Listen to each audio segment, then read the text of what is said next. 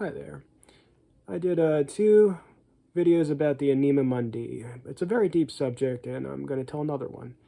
I'm going to tell a story that kind of gave me a moment. Anytime you have a moment of synchronicity, or for a further sort of like expansion of realization, uh, you are witnessing the Anima Mundi, that the cosmos is contained within even the tiny subatomic. The micro and the macro behave similarly. So I was, I incidentally met someone for the first time through coincidence, just hanging out with him. Uh, he was a very interesting fellow, and him and I were just chilling. So he showed me a magic trick, and he kept flipping a coin and predicting it right like 15 times in a row. Maybe not that many times, but enough to show me that he could do it consistently. So me watching him over and over again, I became curious. Uh, so eventually, because I wanted to know, and I stuck around to watch it that many times, he was willing to share it with me how he did it. Uh, Other people who are not so curious, you probably aren't going to get a magician's trick so easily, right? So what he did was he gave me the coin, and I looked at it, and I was like, I kind of examined it for a while. It was a bigger coin than usual. And then eventually, at one point, I realized that one side was really rough and one side was really smooth.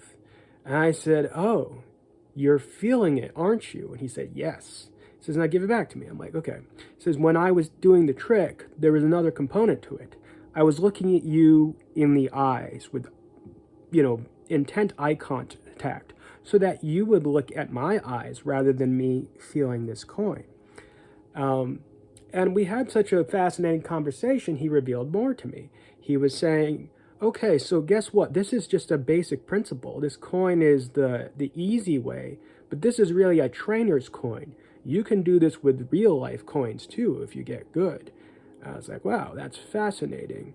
As a matter of fact, I told him, "This reminds me, I'm a musician, and it's kind of the same thing where we practice a bunch behind the scenes where you don't see us learning our special technique, and everyone thinks you're a magic person because they don't see what you've been doing behind the scenes. That's what this reminds me of." And he says, "Precisely, it's exactly like that."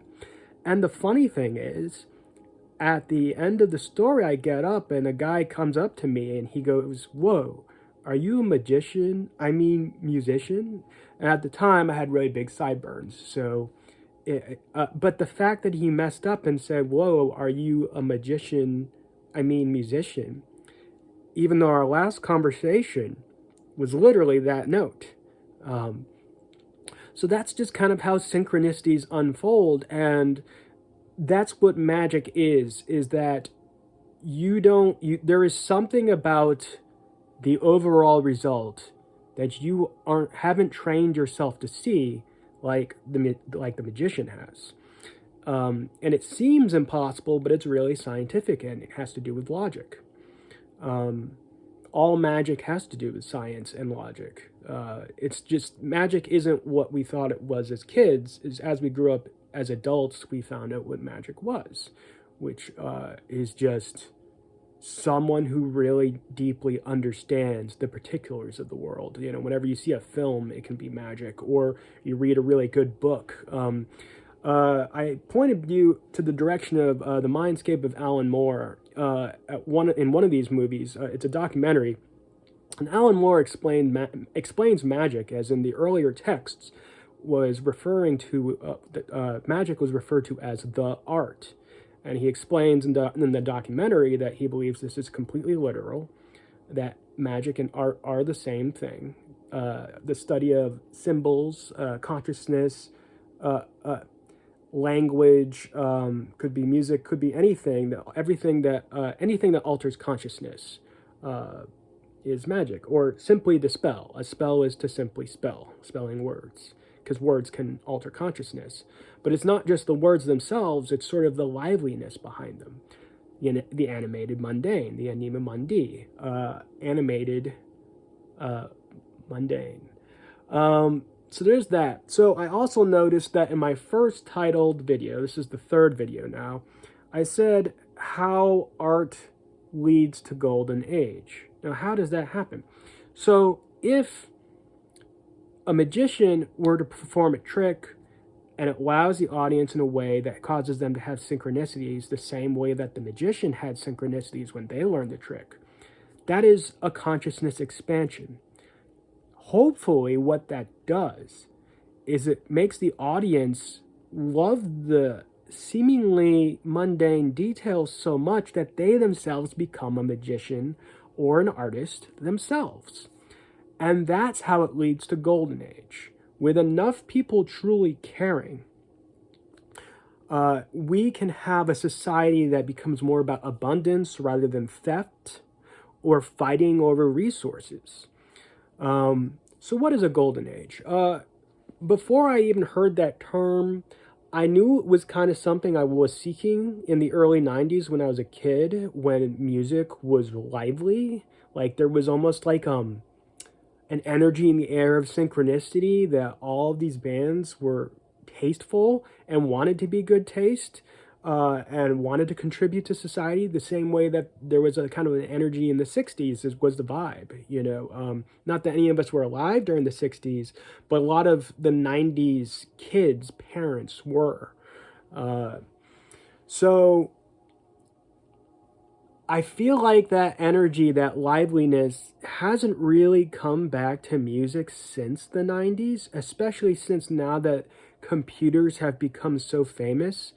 In the 90s, you were kind of a nerd and a not cool nerd if you were on the internet. Now, nerds are considered cool, which is very strange to a lot of us having grown up into the now. But computers have also become a lot more sterile because people are losing the consciousness that is their body, bringing these computers everywhere. There's this anime called Psychopaths, which makes the point that in a lot of ways we are all like androids because we're carrying around our phones and we're treating the phones as if they are essential. So it is basically our second brain that's on automatic pilot, and we don't even, he says, can you do things without it? Can you run your life without it? And the character says no. And you think about how many times, like, for example, in the 90s, we memorized phone numbers. Now we have phones that do that. I've lost that ability, you know? So I need another automatic brain to do that for me. You know, there's some advantages to that for sure, so that you can maybe focus your mind on other things that maybe are more important to you. So anyway, golden age, back to that. Gold is actually, it has healing properties, the stone. It's not just a precious stone of value, but just the same way that, you know, hippie-like people get obsessed with gemstones. And because the different stones have characteristics that have different healing principles for the chakra system or the auric field or a number of different things. Yeah, gold is no different, and gold has healing properties. But yeah, golden age is just referring to a society that has abundance in some capacity, that is flourishing. And there have been many different golden ages before. I looked up an article, had like 8 different kinds listed, and some of them had food, abundances of food. Some of them had the arts flourishing. Some of them still had war vibrantly going at the same time during the golden age. So none of them were quite perfect, obviously, but I'm very curious about golden age now because never have I seen control mechanisms being so vibrant in this time period. But another reason why that might be is because the planet hasn't had this many billion people on it before. In a while, possibly in other civilizations it did, and then who knows, maybe they did some sort of crazy killing of the planet, for all we know. I do believe that history has the potential for a lot of difference than what we think it does. Obviously, history is going to be biased by whoever actually wants the perception to be skewed a certain way. usually the leaders, the people who are in charge of the planet. But yeah, Golden Age. How do we get there? I believe it's through the Anima Mundi. And also, we need to really keep track of those who are suppressing the Anima Mundi, those who are suppressing artists, those who are trying to mine all the perks for themselves. This is also why I don't really necessarily believe in leaders, because I think the way we utilize leaders, it would make sense if it was positions of service, but too many people, they learn not to lead themselves, and they give these services and responsibilities to someone else so that they don't have to deal with it. And then because of that mentality, the leader, of course, is going to exploit the power given to them, because other people aren't checking whether they're honest or not anymore, right? And there's a problem with us too, that are we checking with ourselves? Are we being honest? That we are having a golden age effect on this world, especially in a world that creates hierarchy, where you don't want people to see your flaws or your vulnerability, and your vulnerability actually helps you with your artistry. Of course, in that environment, people are not going to want to admit their flaws when hierarchy rewards you for seeming strong, for being able to seem like you are more fitted for a position than somebody else. And when you have seats and positions constantly competed over, as if that is the only way to abundance, we're never going to get harmony that way. We're never going to see the Anima Mundi, an abundant world. We're going to have a competition world where people are fighting each other for things that are essentially illusionary that we created, and they became real from our imaginations. We all imagined this world in some capacity, even if it wasn't us personally, maybe our parents or our parents' parents, or families who happen to have money and happen to rule the world more so than other families. Well, that's all for now. I think that's plenty. I hope you enjoyed this third video about the Anima Mundi. We'll see if there's more in the future. Have a splendid day.